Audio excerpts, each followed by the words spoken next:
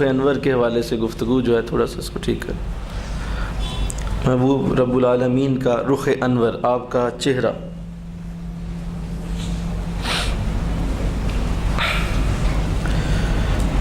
حضرت امام بخاری رضی اللہ تعالیٰ عنہ نے حضور علیہ السلام کے بارے میں کچھ اس طرح لکھا: اللہ تعالیٰ کے پیارے رسول کا چہرہ انور تمام لوگوں سے زیادہ خوبصورت تھا، اور حضور کے خلق کی بھی تمام لوگوں سے زیادہ دلکش اور زیبا تھی. یعنی آپ اخلاق کے لحاظ سے بھی زیادہ خوبصورت اور چہرے کے لحاظ سے بھی سب سے زیادہ خوبصورت تھے.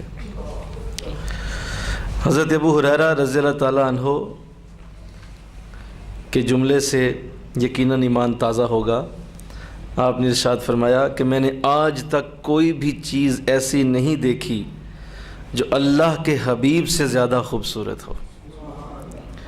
یوں معلوم ہوتا تھا کہ آپ کے چہرے سے سورج طلوع ہو رہا ہے. مل کے کہیے سبحان اللہ. اس کے ہر جملے پہ آپ کو سبحان اللہ آنی چاہیے. یہ اتنا خوبصورت ذکر ہے. اللہ اکبر. اسی طرح حضرت براء بن عازب رضی اللہ تعالیٰ عنہ، آپ سے پوچھا گیا کہ کیا حضور کا چہرہ مبارک تلوار کی طرح تھا؟ تو حضرت براء نے جواب دیا نہیں، بلکہ چاند کی طرح تھا، کیونکہ جب کوئی سورج کو دیکھے تو اس کی آنکھیں چندھیا جاتی ہیں اور اس کی آنکھیں تھکن محسوس کرتی ہیں، لیکن جب کوئی چاند کو دیکھتا ہے تو اسے محبت کا احساس ہوتا ہے، ٹھنڈک کا احساس ہوتا ہے. تو ایسے ہی حضور کو جب کوئی دیکھتا تو اسے ٹھنڈک اور محبت کا احساس ہوتا تھا. سبحان اللہ. حضرت جابر رضی اللہ تعالیٰ عنہ آپ فرماتے ہیں کہ میں نے ایک رات رسول اللہ صلی اللہ علیہ وسلم کی زیارت کی. وہ چاندنی رات تھی. سرکار دو عالم صلی اللہ علیہ وسلم ایک سرخ پوشاک زیب تن فرمائے ہوئے تھے. میں کبھی حضور کے رخ انور کو دیکھتا اور کبھی 14ویں کے چاند کو دیکھتا. میں کافی دیر دیکھتا رہا اور موازنہ کرتا رہا، لیکن پھر میں اس نتیجے پہ پہنچ گیا کہ نہیں، حضور کا چہرہ چاند سے زیادہ خوبصورت ہے. سبحان اللہ. حضرت کعب بن مالک رضی اللہ تعالیٰ عنہ آپ ارشاد فرماتے ہیں کہ سرکار دو عالم صلی اللہ علیہ وسلم جب خوش ہوتے تو حضور کا چہرہ چمکنے لگتا اور یوں محسوس ہوتا جیسے چاند کا ٹکڑا ہے. حضرت عائشہ صدیقہ رضی اللہ تعالیٰ عنہ فرماتی ہیں کہ حضور نے میرے حجرے میں قدم رکھا تو مجھے یوں معلوم ہوا کہ آپ کے چہرے کے تمام اعضاء چمک رہے ہیں، آنکھیں بھی، ہونٹ بھی، ماتھا بھی، آپ کے رخسار بھی، داڑھی شریف بھی، ہر شے چمک رہی. سبحان.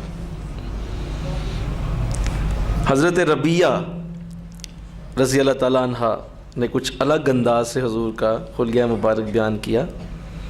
آپ فرماتی ہیں کہ اگر کوئی حضور کو دیکھتا تو یہ کہنے پہ مجبور ہو جاتا کہ سورج جو ہے وہ چہرہ اقدس کے اندر رواں ہے. مل کے کہیے سبحان اللہ. سورج چہرہ اقدس کے اندر رواں ہے. سبحان اللہ. اسی طرح حضرت عامر رضی اللہ تعالیٰ عنہ جو حضور علیہ السلام کے سب سے آخری صحابی ہیں، انہوں نے جب وفات پائی تو آپ کی عمر 100 برس تھی. زندگی کے آخری دنوں میں آپ نے فرمایا، لوگو میں نے اللہ کے پیارے رسول کی زیارت کی ہے اور تم میں صرف میں ہی ہوں اس وقت زمین کے اوپر زندہ جس نے حضور کو دیکھا ہوا ہے. تو آؤ مجھ سے پوچھ لو حضور کیسے تھے.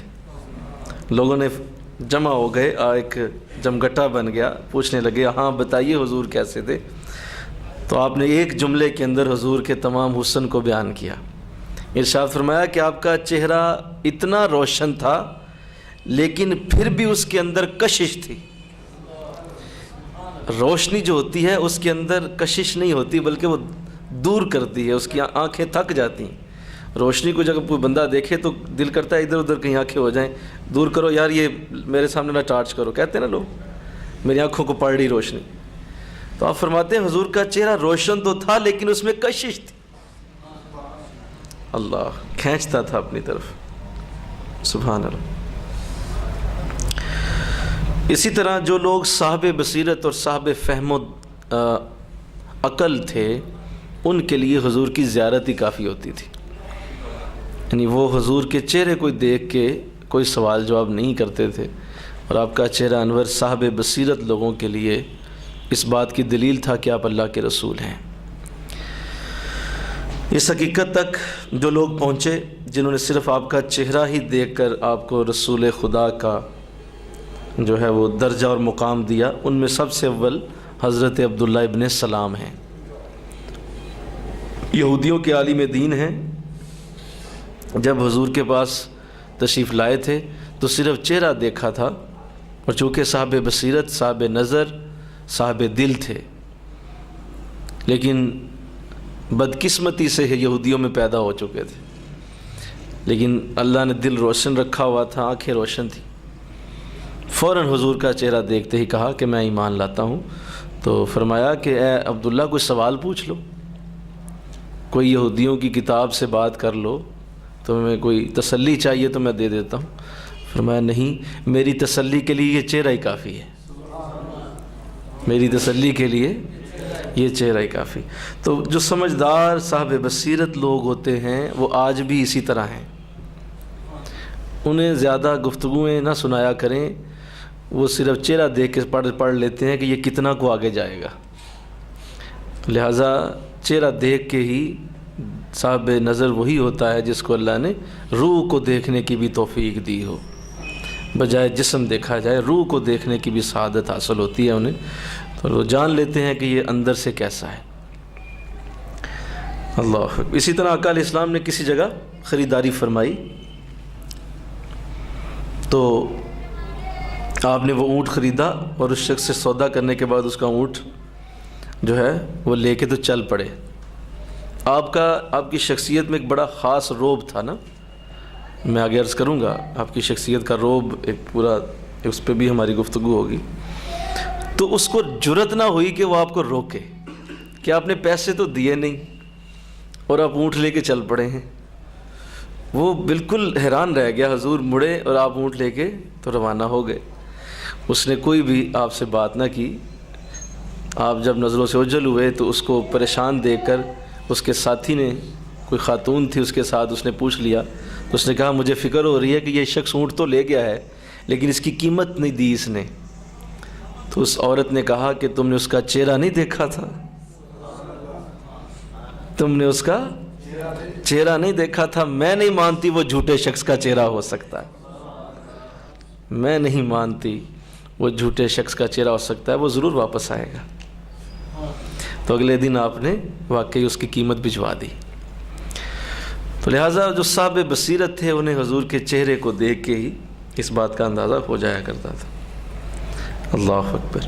حضرت عائشہ رضی اللہ تعالیٰ عنہ آپ فرماتی ہیں کہ میں کوئی کپڑا سی رہی تھی، رات کا وقت تھا، گھر میں کوئی چراغ روشن نہ تھا، اور بڑے اہتمام سے میں آنکھوں کو استعمال کرتے ہوئے آہستہ آہستہ سلائی کر رہی تھی، اندھیرا چھایا ہوا تھا، اچانک سوئی میرے ہاتھ سے گر گئی، میں نے بہت ہاتھ مارا کہ سوئی مجھے مل جائے لیکن نہ ملی، تو اچانک رحمت عالمین تشریف لے آئے، حضور کے چہرہ مبارک کے انوار سے سارا حجرہ روشن ہو گیا، اور اس روشنی میں نے اپنی سوئی میں تلاش کر، کمال ہے، کم از کم 100-200 واٹ کا بلب جل رہا ہو تب جا کے کہیں وہ ایک روشنی اتنی ہوتی۔ فرمایا کہ مجھے حضور کے چہرہ انور کی روشنی سے وہ سوئی مل گئی۔ اللہ اکبر۔ اسی طرح حضرت ابو ہریرہ کا بھی ایک جملہ بہت خوبصورت ہے جو آپ کے چہرہ انور کے حوالے سے ہے۔ آپ فرمایا کرتے کہ جب حضور مدینے آئے تھے تو میں دیکھتا کہ حضور علیہ السلام جب گفتگو کرتے تو آپ کے چہرہ انور کی روشنی سے سامنے کی دیوار چمک رہی ہوتی، یعنی جس دیوار کی طرف آپ کا چہرہ ہوتا اس دیوار پہ اس کی چمک پڑ رہی. مل کے کہیے سبحان سبحان اللہ. اسی طرح حضور علیہ السلام کسی جگہ دعوت پہ تشریف لے گئے، کھانا پیش کیا گیا، آپ نے کھانا تناول فرمایا، تو آپ نے تناول کرنے کے بعد جو ہے اپنی کنیز کو حکم دیا کہ رومال لے آؤ تاکہ ہاتھ صاف کیے جائیں. جب وہ رومال لائی تو وہ بڑا میلا کچیلا تھا. آپ نے اسے ہاتھ میں ایک دفعہ پکڑ لیا، لیکن پھر کہا کہ جاؤ اسے تندور میں جا کے آگ جلاؤ اور اس کو بھڑکتے ہوئے تندور میں پھینک دو. اس نے ایسا ہی کیا. تھوڑی دیر بعد جب اسے نکالا تو وہ دودھ کی طرح سفید تھا. ہم حیران ہو کر پوچھنے لگے یہ کیا ہوا؟ تو انہوں نے فرمایا کہ یہ رسول اللہ کا رومال ہے، حضور نے اس سے اپنا چہرہ مبارک صاف کیا تھا. اللہ